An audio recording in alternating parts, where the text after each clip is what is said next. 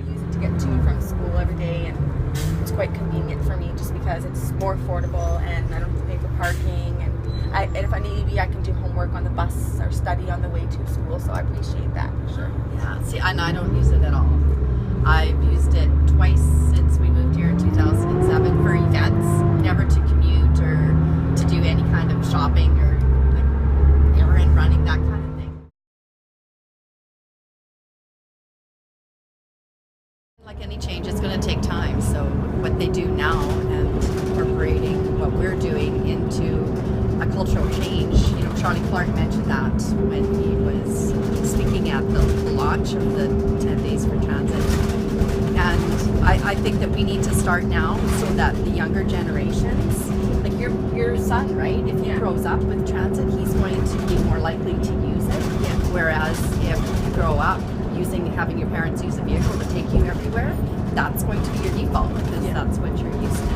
And I think with that cultural change, it also has to do with the fact that often most people associate transit for people that are university students or low-income people, but I think that we need to have that cultural shift and decide, okay, people all over every walk of life should have the ability and should think that the transit system can be for them too, and it's not just low-income or university students. Exactly, and that's a whole shift in the social mindset, right? That's going to take a lot of time. Like I grew up in rural Saskatchewan, so getting my license and my first vehicle was huge because that meant independence for me. When you're on the farm, if you don't have a vehicle, you don't go anywhere.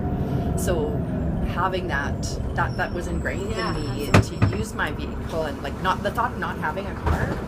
Like I don't know if I could ever stand the thought of not ever having my own vehicle that I can use whenever I need and get me wherever I'm going. So for me to start using the transit, it's all about making sure that the bus is going to be there when I need it to be there, and that I get to where I want to go when I need to get there. Absolutely. Let's say it's not work related. I'd already been thinking, you know, when I need to go for groceries, I don't necessarily buy, you know, a whole ton of groceries at a time.